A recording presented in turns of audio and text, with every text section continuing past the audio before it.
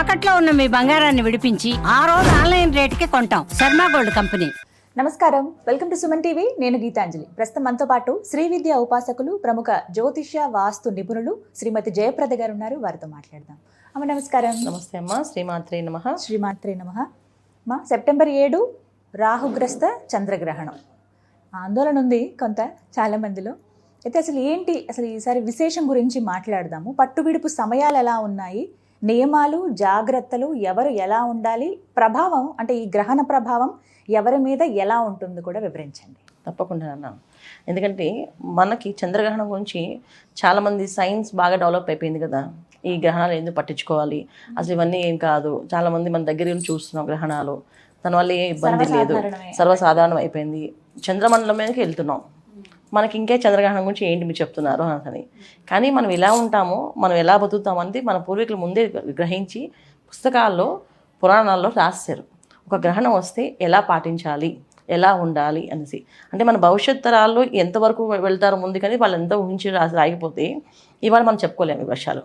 So పురాణాల్లో దాంట్లో ఏంటంటే గ్రహణము అంటే ఆ సూచము, అది ఖచ్చితంగా పాటించవలసింది. ఎలాంటి పాటించాలంటే మన ఇంట్లో ఒక మనిషి చనిపోతే మనం ఎలాగైతే మైలుగా అనుకుంటామో, ఈ గ్రహణ సమయంలో ప్రతి ఒక్క మనిషి ఆ మైలు పడతారు. అంటే ఏంటి అంటే ఇది మంచిదైనప్పటికీ కూడా మనం పాటించాలి, ఎవరిని తాకకుండా. ఎందుకు పాటించాలి అంటే ఆహార నియమాల కోసమే చెప్పారు ఇవన్నీ వేరే ఉద్దేశాల నుంచి కాదు. ఎందుకంటే మనం తినేది తాగేది అంతా కూడా నీళ్ళతో సంబంధించిన ఎక్కువగా. సో మన శరీరంలో ఎప్పుడైనా చూస్తే 70% నీరు ఉంటుంది, 30% కదా మిగతాది ఉంటుంది. ఈ 70% నీరు, దీనికి అధిదేవత ఎవరు అంటే చంద్రుడు. సో చంద్రుడితో పట్టిన గ్రహం ఏ విధంగా సరే, సూర్యగ్రహణం అంటే ఆరోగ్య సమస్యలు, అంటే ఏంటి, కంటికి సంబంధించింది, గుండెకి సంబంధించింది, వెన్నుకు సంబంధించి, అంటే మన బాడీలో ఎముకలు ఏవైనా ఇబ్బంది పడి దెబ్బతిన్నాయంటే అది సూర్యగ్రహణం సంబంధించింది. సో మిగతా విషయాలు ఇంకే ఇబ్బంది పడ్డామన్నా అది చంద్రుడికి సంబంధించింది. అంటే ఏంటంటే గ్యాస్ సంబంధించిన విషయాలైనా, ఆరోగ్య సమస్యల్లో కొంతమంది హార్ట్ అటాక్స్ వచ్చి చిన్నపిల్లలు చనిపోతుంటారు, పెద్దవాళ్ళు కూడా మాట్లాడుతూ వాళ్ళు చనిపోతుంటారు. ఇవన్నీ కూడా ఏంటంటే వాళ్ళ జాతకంలో రాహు ఒక ఇంపాక్ట్ ఎక్కువగా ఉంటే జరుగుతుంది. అయితే ఇది మన జాతకాలు పక్కన పెడితే ఈ గ్రహణ సమయంలో ప్రతి ఒక్క మనిషి పాటించవలసిన నియమాలు ఏంటంటే మన పెద్దవాళ్ళు ఏం చెప్పారో అది ఖచ్చితంగా మనం పాటించాలి. అది ఎటువంటి నియమాలు అంటే చక్కగా వాళ్ళు చెప్పింది ఏంటంటే ఒకరోజు ఉపవాసం మనం ఉండేది. మనం ఎన్నో కోరికలు కోరుతాం దేవుణ్ణి, స్వామి నాకు ఇది చేసి పెట్టి నేను ఇవాళతో ఉపవాసం ఉంటామని. అంటే మన కోరికకి బలమైంది, అందుకే మనం ఉపవాసం ఉంటున్నాం. కానీ మన భవిష్యత్తు బాగుండాలి, మన కుటుంబం బాగుండాలి, మన కుటుంబంలో ఎవరు మనకు దూరం అవ్వకూడదు, మన కుటుంబంలో అందరూ సంతోషంగా ఉండాలి అనుకున్నప్పుడు ఒకరోజు ఉపవాసం ఉండొచ్చు. అలా అనుకోండి. ఇది గ్రహణం మేము ఎందుకు పాటించాలి అనుకోకండి. ఖచ్చితంగా ఇది చేస్తే మా కుటుంబం బాగుంటుంది, మేము సంతోషంగా ఉంటాం, అందుకే చేయాలి. సో ఈ గ్రహణ సమయాల్లో ఏం చేస్తాము, సూర్యగ్రహణానికి అయితే మనకి 12 జాములు చెప్తాం. అంటే ఒక 12 hours ముందు తీసుకొని ఆహారం దాన్ని వదిలేయాలని చెప్తుంటాం. అంటే చంద్రగ్రహణం 9 అంటే 3 జాములు, అంటే మనం 9 గంటలు ముందు తినాలి ఆహారం. అంటే 9 గంటల ముందు అంటే మన రాత్రి 9:57కి. అంటే ఉపవాసన, జపము, అనుష్ఠానం ఉన్న వాళ్ళందరూ కూడా ఏంటంటే మధ్యాహ్నం 12 గంటల తర్వాత ఇంకేం తీసుకోరు. మన్నాడు మధ్యాహ్నం వరకు వెయిట్ చేస్తారు. అంటే 7వ తారీఖు 12 గంటల 15 నిమిషాల వరకు ఆహారం తీసుకొని ఆపేస్తారు. ఎవరంటే బలమైన వాళ్ళందరూ. సో బలమైన వాళ్ళంటే ఉపవాసం ఉండగలిగిన వాళ్ళు, ఉపవాసం చేయగలిగిన వాళ్ళు, శక్తి ఉన్నవాళ్ళు, వీళ్ళందరూ ఉండొచ్చు. చాలామంది జపము, అనుష్ఠానం, ఉపవాసం ఉన్న వాళ్ళు కూడా 12-12 ఆపేస్తారు ఆహారాన్ని. తర్వాత ద్రవ పదార్థం ఏవి తీసుకోకూడదు అన్న, ఇంకా అవి కూడా ఉండదు, ఏవి ఉండకూడదు. మొత్తం అంటే ఈ ఉపవాసం అనేది నా కుటుంబం కోసం చేస్తున్నాను అనుకుంటే కదా ఉండగలం. ఇది ఊరికే ఉండాలి అంటే ఎవరికి అనిపించదు, ఆకలి వేస్తూ తినాలనిపిస్తుంది. మనకు బలమైన కోరుకుంటే ఇప్పుడు మనం చాలామంది తిరుపతి కొండ ఎక్కే వరకు తినరేవిను. సో 7 కొండలు ఎక్కి వెళ్తారు. సో 7 గంటలు ఎక్కాలంటే ఎన్ని అవర్స్ పడుతుంది, 4 గంటలు పట్టచ్చు, 6 గంటలు పట్టచ్చు. ఇది మానసికంగా మనం బలంగా ఉంచుకోవడానికి తప్ప ఇంకా వేరే విషయాలు ఏం లేవు. మనం మానసికంగా బలంగా ఉండాలి. ఇది నేను నా కోసం కాదు, నా కుటుంబం కోసం అనుకుంటే ఖచ్చితంగా ఉండగలం. లేకపోతే అయ్యో ఎలా ఉంటామండి, రేపు గ్రహణం అంటే ఇవాళ తినేస్తాం అని చెప్పి అంటారు. అలా తినకుండా ఉండాలి. ఎందుకు ఉండాలి దానికి వివరణ తర్వాత చెప్తాను. సో ముందు ఏంటంటే 12 గంటల లోపు తినాలి ఆహారం. లేదు అంతకన్నా కాదు, పెద్దవాళ్ళు ఉన్నారు, చిన్నపిల్లలు ఉన్నారు, స్కూల్ నుంచి వస్తారు, వాళ్ళకి ఆకలి వేస్తాయంటే 4 గంటల 15 నిమిషాలు సాయంకాలం. ఈ 4 గంటల 15 నిమిషాల తర్వాత ఇంకేమి తీసుకోకూడదు. ఇంకా పసిపిల్లలు ఉన్నారు, పాలు తాగే పిల్లలు, తర్వాత ఇంకా వృద్ధులు ఉన్నారు, వాళ్ళకి 7 గంటలకు పెట్టాలి వాళ్ళకి ఆహారం. ఎందుకంటే వాళ్ళు తాగేది పాలు, 1 గంట 2 గంటల్లో డైజెషన్ అవుతాయి, వాళ్ళకి ఇబ్బంది ఉండదు. అంటే ఈ గ్రహణం సమయంలో మన కడుపులో ఏ ఆహారం ఉన్నా దానికి సంబంధించి బాధపడతాం మనం. ఇప్పుడు మనం ఆకుకూరలు తిన్నాం అనుకోండి, ఆకుకూర ఉందనుకోండి, ఆకుకూర సంబంధించిన ఇబ్బంది పడతాం. ఏంటి అంటే హార్ట్ ప్రాబ్లమ్స్ వస్తాయి. మనకి 7 చక్రాస్ ఏవైతే ఏ కలర్స్ ఉంటాయో ఆ కలర్స్ మన కూరగాయలు. సో 7 చక్రాల్లో గ్రీన్ కలర్ చక్ర ఎక్కడ ఉంటుంది? హార్ట్ చక్ర, అనాహత చక్ర. అంటే ఈ చక్ర గురించి ఏంటి, మనం ఆ కూర భోజనం చేసాం, శుభ్రం కూర వేసుకుని ఆ కూర ఉండిపోయింది, డైజెషన్ అవ్వలేదు, ఖచ్చితంగా దాని ఎఫెక్ట్ ఉంటుంది వాళ్ళకి. సో ఈ విధంగా ఎవరు చెప్పట్లేదు, అందరూ ఏంటంటే గ్రహణం పాటింపులు చెప్తున్నారు. నేను కొంచెం వివరంగా చెప్తున్నా, ఎందుకంటే ఎందుకు పాటింపడం. ఇవాళ మా పిల్లలు అడిగారు నన్ను, ఈ గ్రహణ సమయంలో అందరూ మైనక్లోస్ పెట్టి చూస్తుంటారు గ్రహణాన్ని, నువ్వేమో చూడకూడదు, తలుపులన్నీ మూసేయాలి, కర్టన్స్ అన్ని గట్టిగా వేసేస్తున్నావు అంటే, రేపు గ్రహణం టైంకి ఇలా ఉండాలని చెప్తున్నావు, అందరికీ జపం చేయాలని చెప్తున్నావు, ఎందుకు చేయాలి, అంత అడ్వాన్స్ డెవలప్ అయింది కదా, ఎందుకు చేయాలి అని చెప్పేసి. ఏ ఉపయోగం. సో ఎందుకు చేయాలి అనేది ఏంటంటే, వాళ్ళు మనకి పురాణంలో రాసింది ఏంటంటే, కడుపులో ఇంత ఆహారం ఉన్నా సరే దానివల్ల కడుపు నొప్పి వస్తుందంట. చాలామందికి కడుపు నొప్పి ఎందుకు వస్తుందో తెలియదు, చాలా రోజులు ఏడుస్తుంటే పిల్లలు పెద్ద మనిషి అయిన తర్వాత కాస్తంత ఇబ్బందులు వస్తాయని అనుకుంటాం కదా, కానీ చాలామంది ఇప్పుడు వాళ్ళ మగ పిల్లలు కూడా వస్తున్నాయి, విపరీతమైన పెయిన్స్ వచ్చి ఒక రకరకమైన ఆపరేషన్స్, వాటికి సపరేట్ పేర్లు ఉన్నాయి, ఆ పేర్లు మనకు సైన్స్ వాళ్ళు పెట్టేస్తారు పేర్లు, ఇది ఈ పేరు ఈ పేరుని. ఇవన్నీ కూడా అంటే గ్రహణంలో పాటించకపోవడం వల్ల వచ్చిన ప్రమాదాలంట. ఇప్పుడు పిల్లలు చాలామంది ఫేస్ చేస్తున్న ప్రాబ్లం, కొంతమంది చాలామంది పిల్లలు పెద్దవాళ్ళు అయినా సరే మలమూత్ర విసర్జన మార్నింగ్ పూట మంచంలో చేస్తుంటారు, అంటే మలంగా మూత్రం చేస్తుంటారు వాళ్ళ పాపం. వయసు పెరుగుతుంది కొద్ది 12 ఏళ్ళు 14 15 వచ్చి వాళ్ళు చెప్పుకోలేదు పేరెంట్స్, కష్టం అవుతుంది మా అబ్బాయి ఏం ప్రాబ్లం అనేసి. గ్రహణ సమయంలో వీళ్ళు పాటించకపోవడం వల్ల వాళ్ళు ఇవాళ ఆ సమస్య ఫేస్ చేస్తున్నారు. ఎఫెక్ట్ ఇప్పుడు ఇలా ఉంటుంది. ఇవాళ మనం చేసే ప్రతి ఒక్క పని అది మన ఫ్యూచర్ వాళ్ళకి, జనరేషన్స్ వాళ్ళకి ఇబ్బంది పడతారు. అలాగే పిల్లలు కూడా ఇప్పుడు వాళ్ళు చేసిన తప్పులు ఆ శిక్ష వాళ్ళకే ఉంటుంది, అది ఎవరికి ఉండదు. 12 years వరకే, 12 ఏళ్ళ వరకే వాళ్ళు చేసిన తప్పులన్నీ తల్లిదండ్రుల అకౌంట్లోకి వస్తాయి. 12 ఏళ్ళ తర్వాత వాళ్ళు చేసిన అన్నీ కూడా అకౌంట్ వస్తాయి.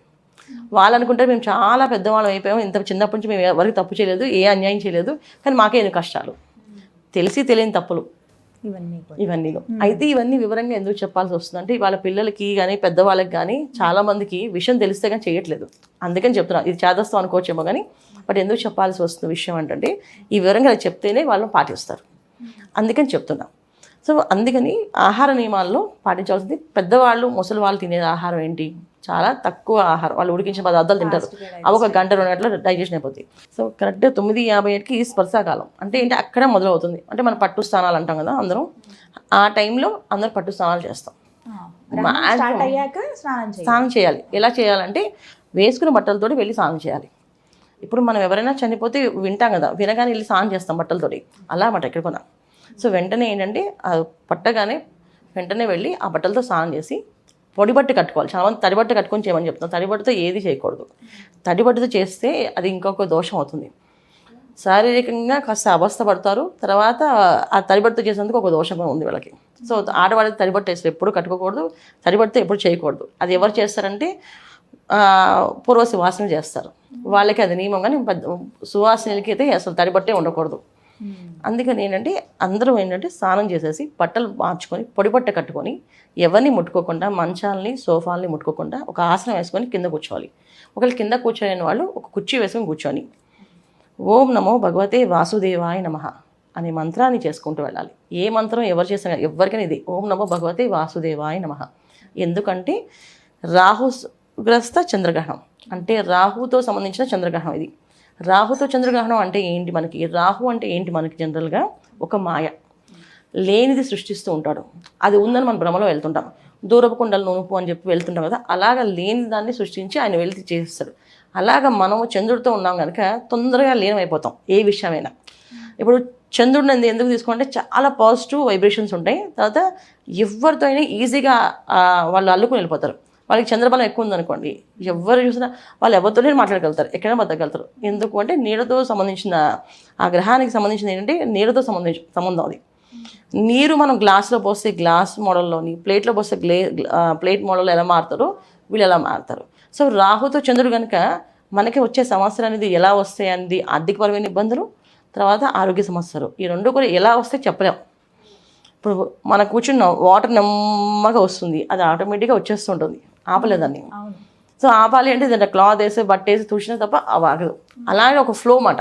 సో ఈ రాహుతో వచ్చినప్పుడు ఏంటి, చెప్పకుండా చేసే పనులే ఈ రాహుతో వచ్చాయి. ఏదైనా సడన్గా యాక్సిడెంట్లు అవుతాయి, అది తెలిసి రాదు. సడన్గా ఏదో వార్త వింటాం, తెలిసి రావు. ఇవన్నీ కొన్ని ఏంటంటే చంద్రుడు రాహు ఒక మాయ అన్నమాట. సో చంద్రరాహులు ఎప్పుడైనా కలిస్తే ఒక మాయాజలంలో ఇరుక్కుపోయినట్టే, ఒక ద్వీపంలో ఉంటే మనం ఎటు రావాలో దారి తెలియదు, అలాంటి పరిస్థితి ఈ గ్రహణం. అందుకని ఏంటంటే మనని కాపాడేవాడు భగవంతుడు. సో భగవంతుడు ఎక్కడ ఉన్నాడు అంటే మనలో ఉన్నాడు, మన మనసులో ఉన్నాడు. సో ఈ ఫోటోలోనూ ఆ ఫోటోలో కాదు, మన మనసులో ఉన్నాడు. మన మనసులో ఉన్న భగవంతునికి ధ్యానం చేస్తూ ఉంటే ఆటోమేటిక్గా ఇంటిల్లిపాది హ్యాపీగా సంతోషంగా ఉంటారు. అందరూ కొన్ని ఏంటంటే చేయకపోయినా స్నానం చేసి అందరూ ఒక వారం కూర్చుంటే అన్నీ ముట్టుకోకూడదు. ఇది ఎందుకంటే మంచం ముట్టుకున్నా, సోఫాలు ముట్టుకున్నా, ఏది ముట్టుకున్నా వీళ్ళకి సంవత్సర కాలం ఉంటుంది ఈ గ్రహణం సమయం. అంటే వాళ్ళు ఒకసారి మైలు పడితే మళ్ళీ ఆ గ్రహణం వచ్చే వరకు వీళ్ళు మైలుతో ఉన్నట్టే. అప్పుడు వీళ్ళు పూజలు కార్యక్రమాలు ఏవి పనికిరావు, అన్నీ కూడా చంద్రగ్రహణం ఎఫెక్ట్ వెళ్ళిపోతుంది. సో అందుకని పూర్వం మనకి స్నానం చేసేసి వారం కూర్చోండరా, శుభ్రంగా లేచి ఉండండి, కాస్త ఏదైనా నామం చేసుకోండి, మీకు నచ్చిన నామం చేసుకోండి అని చెప్పేసి ఇది. సో భగవంతుడు శక్తిని ఇవ్వాలి, భగవంతుడికి శక్తి ఇస్తే మనం బాగుంటాం అని చెప్తారు. అన్నిటికంటే ముఖ్యం మనకు శక్తి కావాలంటే మనం ప్రార్థన చేయాలి. ఎందుకంటే రాక్షస శక్తి, దైవశక్తి రెండు ఒకేసారి కలిసినప్పుడు మానవ శక్తి చాలా తక్కువ. సో ఈ మానవ శక్తి, ఈ రాక్షస శక్తి, దైవశక్తిలోంచి మనం మానవ శక్తి తెచ్చుకోవాలి అంటే మనం దైవం వైపు వెళ్ళాలి. ఇప్పుడు ఇటు రెండు యుద్ధాలు జరుగుతున్నప్పుడు మనం ఎవరి వైపు ఉంటాం? దైవం వైపు ఉంటాం కదా. సో దైవం వైపు ఉండాలి కనుక ఈ దైవం వైపు ఉండడానికి నామస్మరణ, మేము మీతోటి ఉన్నామని చెప్పడానికి మాత్రం ఈ మంత్రం ఓం నమో భగవతే వాసుదేవాయ నమః. ఇప్పుడు స్పర్శకాలం ప్రారంభమైన తర్వాత స్నానం చేసుకుని చక్కగా కూర్చోవాలి. మళ్ళీ ముగింపు ఎప్పుడు అమ్మా? చివర మళ్ళీ అప్పుడు విడుపు స్నానం కూడా చేయాలి. విడుపు స్నానం కూడా చేయాలి. అయితే ఇక్కడి నుంచి వీళ్ళు కూర్చొని చక్కగా జపం చేసుకుంటూ, ఆడవాళ్ళైనా మగవాళ్ళైనా అందరూ కనుక కూర్చొని జపం చేస్తూ 1:26 వరకు ఈ మొత్తం ఈ మోక్షకాలం. సో 1:26 వరకు 27 వరకు ఉండి, అంటే మన టైమింగ్స్ ప్రకారం కొంతమందికి 5-10 నిమిషాలు వేసుకుంటే సుమారుగా 1:35 వరకు ఉండొచ్చు. ఈ 1:35 అవగానే అలా వెళ్ళి స్నానం చేసేయాలి ఆ బట్టలతోటి. ఎందుకంటే మళ్ళీ ఇవన్నీ ముట్టుకోకుండా వాళ్ళు వెళ్ళాలి. సో వీళ్ళు జపం చేసినంతసేపు వాళ్ళు ఆచమనం చేసుకోవడానికి సంకల్పం చెప్పుకున్నప్పుడు కొన్ని దర్భలు వేసుకోవాలి ఇంట్లో. ఈ గ్రహణ సమయం ముందు 9:57కి మొదలక ముందు 9 గంటలకి మనకి ఇంట్లో ఏవైతే పదార్థాలు ఉన్నాయో, వండిన పదార్థాలు ఏవి పనికిరావు. నన్న దర్భలు వేసి తినచ్చు అని చెప్తారు, ఏవి పనికిరావు. తినేసి ఇంకా పక్కన పెట్టేయడమే, పారేయడమే మొత్తం అంతే. సో వండిన పదార్థాలు పనికిరావు. పచ్చి పదార్థాలు అంటే బియ్యము, ఆవకాయలు, మాగాయలు ఇవి ఏవైతే ఉన్నాయో వాటి మీద దర్భలు వేయడం. ఫ్రిడ్జ్లో పైన ఒక దెబ్బ వేసేయండి, ఫ్రిడ్జ్లో పనికి వస్తాయి అంటారు. ఫ్రిడ్జ్లో ఉన్న ఐటమ్స్ కానీ ఏమి పనికిరావు, అసలు ఏం పనికిరావు. ఎందుకు అంటే దర్భ వేసేసేయండి ఈజీగా ఉంటుందని చెప్పేసి, అంటే మనకి పని ఈజీగా తగ్గడానికి చెప్పేస్తున్నాము. కానీ శాస్త్ర ప్రకారం అయితే ఏమి ఆ వండిన పదార్థాలు, పాలు, పెరుగు అసలు ఏవి గ్రహణం తర్వాత ముట్టుకోకూడదు. అసలు గ్రహణ సమయంలో పాలు ఎవరు తాగం, ఎందుకంటే పాలతో దోషం ఎక్కువగా ఉంటుంది, అసలు అరగదు. ప్లస్ దాంతో దోషం ఎక్కువ ఉంటుంది. సో పాలకి ఎక్కువ గ్రహించే శక్తి ఉంటుంది. అందుకే పిల్లలకి ఆవు పాలు ఇస్తాం కానీ మామూలుగా గేదె పాలు ఇవ్వం. ఆవు పాలలో ఏంటంటే కాస్త గ్రహణ శక్తి తగ్గుతుంది, దాన్ని ఫిల్టర్ చేయగలుగుతుంది. ఈ గేదె పాలలో అవి ఉండవు. సో పాలు ఏవి తాగినా సరే అది గ్రహిస్తుంది, అంటే పాజిటివ్ అయినా నెగిటివ్ అయినా గ్రహిస్తుంది. ఆ పాలు నెగిటివ్గా గ్రహణ సమయంలో, అంటే మనకి గ్రహణం మనకు కనిపించేది 9:57కి, కానీ ముందు రోజు తర్వాత రోజు పాలు తాగకుండా ఉండాలి. ముందు రోజు కూడా పాలు తాగకూడదు, తర్వాత రోజు కూడా పాలు తాగకూడదు.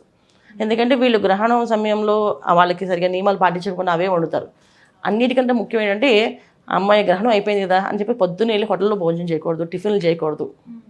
అందరూ బయట వెళ్ళి తినేస్తారు ఆహారాలు, అవి తినకూడదు. అవి తినడం వల్ల ఏంటంటే వాళ్ళు అక్కడ దర్భలు వాడి ఉండరు, మీరు అది తింటే మీకు ప్రమాదం ఉంటుంది. సో ఆహార నియమాలు చాలా జాగ్రత్తగా తీసుకోవాలి. ఎందుకు తీసుకోవాలంటే ఇప్పుడు జరుగుతున్న అకాల మరణాలు మనం చూస్తూనే ఉన్నాం. అకాలంగా జరిగే ఏవైతే బాధపడి అయ్యో పక్కింట్లో జరిగింది మన ఇంట్లో జరగకూడదు అని అనుకుంటే ఖచ్చితంగా మనం పాటించాలి. తర్వాత ఈ గ్రహణ సమయంలో చేసే పరిహారాలు నియమాలతో పాటు చేసుకోవాల్సిన పరిహారం ఏంటంటే అందరూ కొన్ని ఇంట్లో ఉన్న ఇంటిల్లిపాది ఉన్న ఒక రాగి పాత్ర తీసుకొని, రాగి పాత్రలో ఈ వెండి నాణ్యము, వెండి పడగ రెండు వేసి దాని నిండా నెయ్యి వేసి ఆ నెయ్యిని గ్రహణ సమయంలో పెట్టాలి పక్కన. ఆ గ్రహణం దానికి పడుతుంది మంచిగా. అంటే వీరి ఇంట్లో ఉన్న నెగటివ్ ఎనర్జీ ఏమి ఉందో అది లాగేస్తుంది. శుభ్రంగా పెట్టడం. తర్వాత పొద్దున్నే ఈ బ్రాహ్మణోత్తమానికి పిలిచి ఎంత దక్షిణ ఇవ్వమంటారో అడిగి ఆ దక్షిణ ఇచ్చి దానం ఇవ్వడం. ఇలా దానం చేస్తే వీళ్ళకి మంచి ఫలితాలు వస్తాయి. దీంట్లో కిలోంబావు బియ్యము, నువ్వులు, మినువులు ఇవన్నీ కాకుండా వస్త్రము, తగిన దక్షిణ. ఎందుకంటే ఎప్పుడైనా సరే ఒక పాత్రతో నెయ్యి కానీ నూనె కానీ తీసుకోవడానికి అవతల వాళ్ళు అంత తొందరగా ఇష్టపడరు. ఎందుకు ఇష్టపడరు అంటే దానికి జపం, శాంతి వాళ్ళు ఎక్కువ చేసుకోవాలి. అలా చేసుకోగలిగితేనే తీసుకోవాలి, లేకపోతే చాలా ఇబ్బంది పడతారు. అసలు అలా బ్రాహ్మణులు దొరకలేదు అనుకోండి, అప్పుడు పరిస్థితి ఏంటి, ఏం చేయమంటారు? ఖచ్చితంగా దొరుకుతారు నాన్న, చేస్తారు. ఎందుకంటే వాళ్ళు తీసుకుని జపాలు అనుష్ఠానం చేసే వాళ్ళు ఉంటారు. కాకపోతే ద్రవ్యం వాళ్ళకి ఎక్కువగా ఇవ్వాల్సి వస్తుంది. ఎందుకంటే వాళ్ళు కొంతమంది దక్షిణ కొంచెం ఘనంగా అడుగుతారు, ఈ మాత్రం తీసుకోవాలంటే దక్షిణ ఘనంగా ఇవ్వడానికి. కానీ మనం అడిగినప్పుడు మనం చెప్పినట్టుగా నువ్వులు మినువులు ఇవన్నీ కలిపితే మాత్రం తీసుకోరు. ఈ నువ్వులు కానీ మనం మినువులు కానీ పెట్టి ఇవి ఇస్తామండి అంటే దానికి చాలా ఎక్కువ అంటారు. నువ్వులు దానం ఇవ్వాలంటే నువ్వులు అంత బంగారం కూడా ఇవ్వాలంట. మనం ఎన్ని నువ్వులు ఇస్తాం దానికి తగ్గ బంగారంతో దానం ఇవ్వాలంట. సో అది ఇవాళ రోజున బంగారం మనం కొనుక్కునే పరిస్థితి లేదు, అది ఇవ్వడానికి.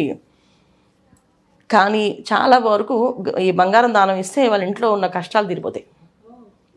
సువర్ణ దానం అనేది మామూలు విషయం కాదు, చాలా గొప్ప విశేషమైనది. చాలామంది ఏంటంటే మనకంటే కొంచెం కష్టమేమో, చాలామంది వెండి పడగ బదులు బంగారు పడగ వేసిస్తారు. బంగారు పడగ బంగారుది, వెండి నాణ్యం, పడగ మాత్రం బంగారం ఇస్తారు, నాణ్యం మాత్రం వెండిది ఇస్తారు. ఇది చంద్రుకు సంబంధించింది కదా, వెండిదే ఇవ్వాలి. అలా ఇచ్చి కంచు పాత్ర దాంట్లో వెండి పాత్ర అలా ఇస్తారు. ఇలా ఇవ్వడం వల్ల ఏంటంటే వాళ్ళకి మొత్తం పూర్తి సంపూర్ణంగా ఉంటుందనే అర్థం. అయితే మనం ఏంటంటే ఇవన్నీ చెప్తే పాపం ఇవన్నీ చేయాలంటే సామాన్యులకి గ్రహణ సమయాలు పాటించవలసింది ఏంటంటే ఇవన్నీ దానం ఇచ్చినా ఇవ్వకపోయినా ఓం నమో భగవతే వాసుదేవాయ నమః అని ఈ పట్టు విడుపు స్నానాలు చేసి ఇంట్లో దర్బలు వేసి ఇంటి మధ్యలో హాల్లో కూడా ఒక 4 దర్బలు వేసి ట్యాంక్లోని వాటర్ ట్యాంక్స్లోని వాటర్లో వేసుకొని పెట్టుకుంటే స్నానం చేసినప్పుడు కూడా వీళ్ళకి దోషం లేకుండా ఉంటుంది. సో ట్యాంక్లో ముందు వేసుకోవాలి దర్బలు తెచ్చుకొని. దర్బలు దొరకలేదండి ఏదో గడ్డి వేయచ్చా అంటారు, గడ్డి కాదు దర్బలే వేయాలి. చాలామంది గడ్డి దొరికింది గడ్డి వేస్తున్నారు, అది కాదు. దర్బ అంటే ఇది, దాన్ని గరిక అంటాం. సో గరిక కూడా దొరకదు వీళ్ళకి, మామూలుగా గడ్డి దొరుకుతుంది, అది గడ్డి అంటాం. అంటే మామూలుగా లాన్స్ వాళ్ళు పెరిగేదంతా గడ్డి.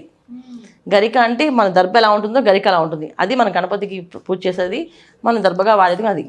సో గరిక దొరికిన ప్లేస్లో దర్బలు వేసుకుంటే చాలా విశేషం, మంచి ఫలితం ఉంటుంది. ఈ విధంగా చేసుకోవాలన్న. చిన్న సందేహం అమ్మ, ఒకవేళ మహిళలు నెలసరిలో ఉంటే కనుక ఈ గ్రహణం టైంలో మరి వారు జపం చేయొచ్చా? వాళ్ళు జపం చేయకపోయినా పట్టు స్నానం చేయాలన్న, చేయాలి. ఆ డేట్లో ఉన్న వాళ్ళు చేయాల్సిందే. ఎందుకంటే వాళ్ళు స్నానం చేసి పక్కన వారు కూర్చోవాలి, ఏమి ముట్టుకోకూడదు. వాళ్ళు ఉన్న వస్త్రాలు ఉన్నాయి కదా అవి వాళ్ళు ముట్టుకోకుండా కూర్చోవాలి.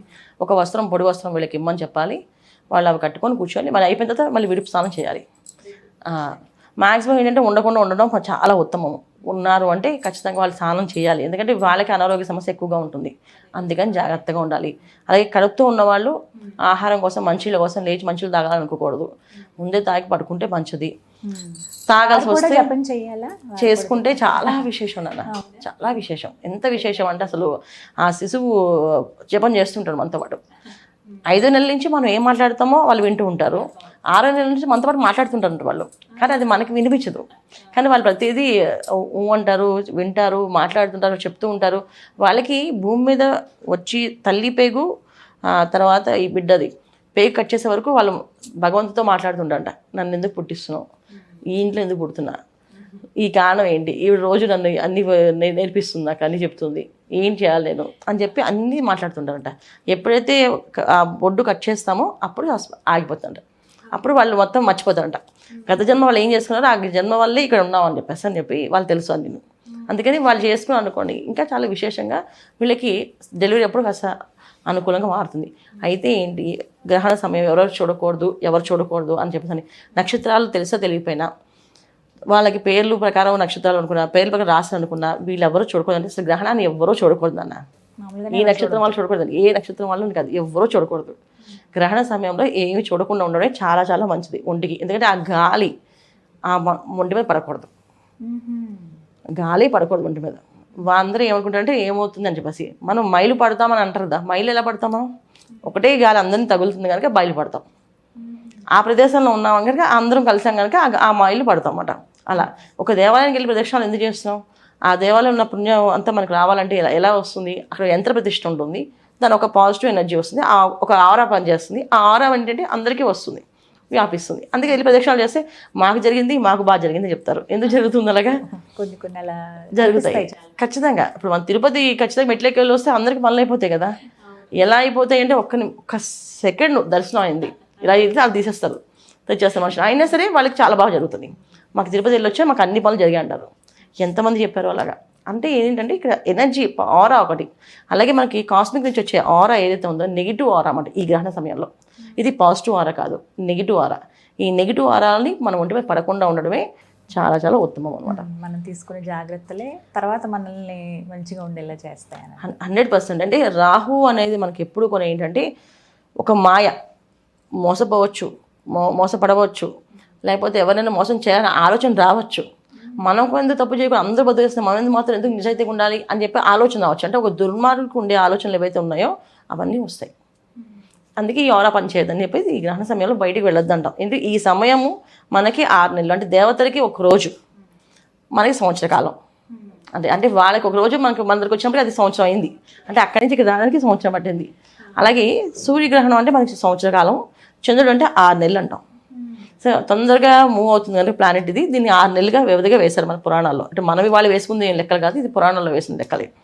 6 నెలలు ఈ ప్రభావం ఉంటుంది. ఈ 6 నెలలు ఏం చేసుకోవాలంటే ఆహార నియమాలు, సాత్వికమైన ఆహారం తీసుకోవడం, ముఖ్యంగా సోమవారాలు, శనివారాలు, మంగళవారాలు, తర్వాత ఆదివారాలు అస్సలు నాన్ వెజ్ ఆహారాలు తీసుకోకూడదు.